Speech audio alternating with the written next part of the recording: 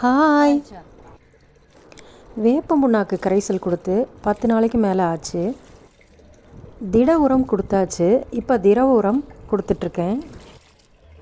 வீடியோவை ஸ்கிப் பண்ணாமல் பாருங்கள். பரிசுக்கான கேள்வி காத்திருக்கு. அப்புறம் இந்த திரவ உரம் எப்படி செஞ்சேன் அப்படிங்கிறதையும் உங்களுக்கு நான் சொல்கிறேன். இந்த மாதிரி திரவ உரம் கொடுக்கும்போது 3 நாள் செடிகளுக்கு தண்ணி ஊற்றாமல் வச்சுருப்பேன்.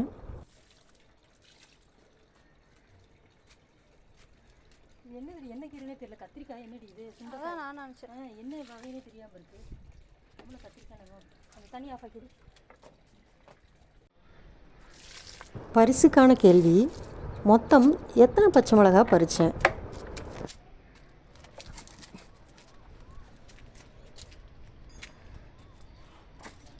இந்த செரிட்டு பார்த்தா நினைக்கிறேன்.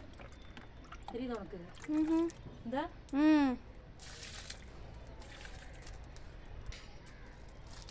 செடி பாடி போச்சு நம்பி விட்டு.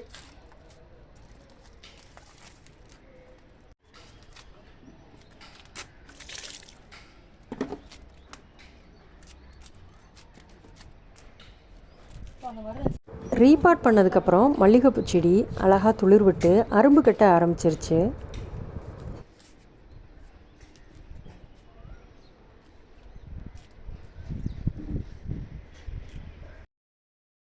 கார்டனிங் பண்ணுறதே ரிலாக்ஸேஷனுக்காக தான். ஆனால் இன்றைக்கி அப்படி ரிலாக்ஸ்டாக என்னால் இன்றைக்கி கார்டனிங் பண்ண முடியலை. ஏன்னா கீழே அதை விட முக்கியமான வேலை எனக்காக காத்துட்டு இருந்தது. அதையும் விட முடியாது, இதையும் விட முடியாது. அதனால் சீக்கிரமாக மாடித்தோட்ட வேலைகளை முடிச்சே ஆகணுங்கிற கட்டாயம்.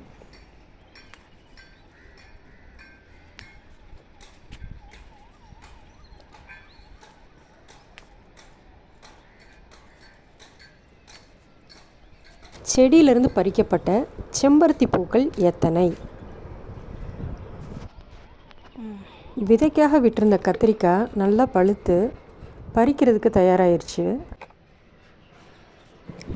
அந்த எல்லோ கலர் லிக்விட் ஃபெர்டிலைசர் எப்படி பண்ணுறது அப்படின்னு சொல்லி இப்போ நான் உங்களுக்கு சொல்கிறேன். அரிசி கழுவுன தண்ணியை ஒரு 3 நாள் புளிக்க வச்சுருந்தேன்.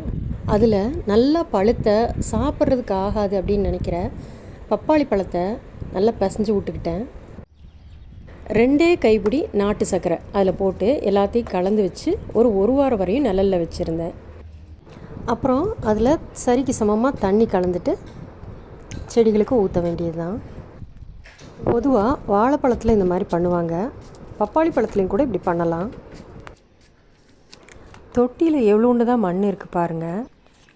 இதில் நிறைய பச்சை மிளகா பறிச்சிட்டேன்.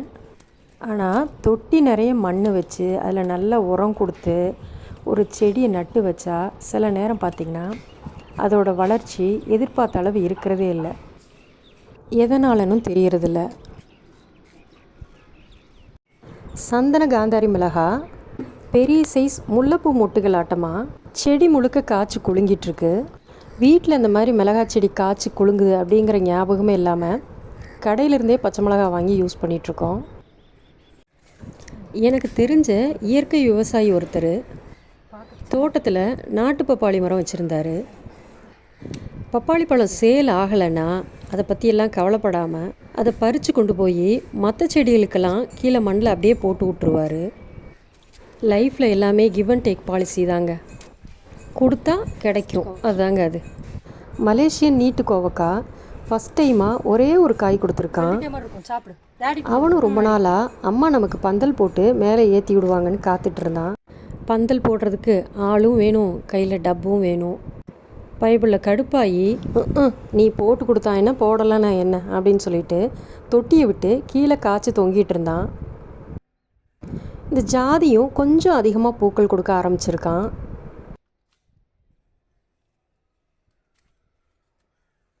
இந்த வெண்டைக்காயும் நம்மளை எப்பயுமே சும்மா விடுறதில்ல. வரும்போது ஒரு 6-7 காய்களும் கொடுத்துட்றான்.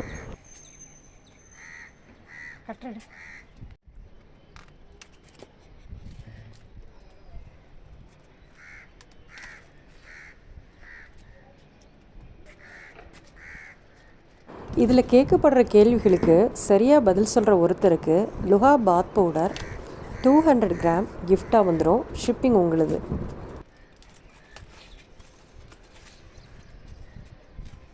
அந்த பப்பாளி கரைசல் எத்தனை தொட்டிகளில் ஊற்றுனேன்? அந்த குட்டி பையில் மண் சாப்பிட்டுட்டு தூக்கி போட்ட அந்த கிர்னிப்பழ விதையிலேருந்து அழகாக குட்டியாக ஒருத்தன் முளைச்சி ஒளிஞ்சிருக்கிறான். கண்டுபிடிச்சிட்டேன் அவனை. டே பொடியா வாடா இங்கே.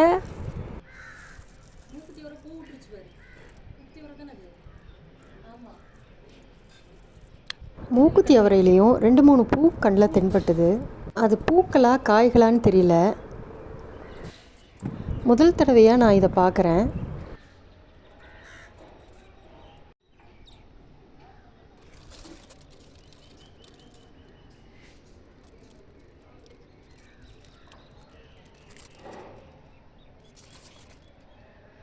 செடியே காஞ்சு போனாலும் பிஞ்சுகளை பெருசாக்கி காயாக்கி அம்மா உங்ககிட்ட கொடுத்துட்டு போகாமல் நான் போக மாட்டேன் அப்படின்னு சொல்லிட்டு இந்த டோகோ பைய ஒத்த காலில் நின்றுட்டுருக்கான்.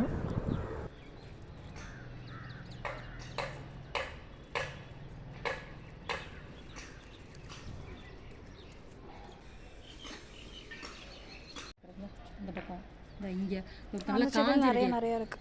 அந்த செடியில் நிறைய இருக்கு. நல்லா காஞ்சது வந்து பாரு இந்த மாதிரி இருக்கணும். இந்த மாதிரி இருக்குது. இது கூட கொஞ்சம் முத்தணும். அதான் விதைக்காகும். இதோட வீடியோவை என் பண்ணிக்கிறேன்.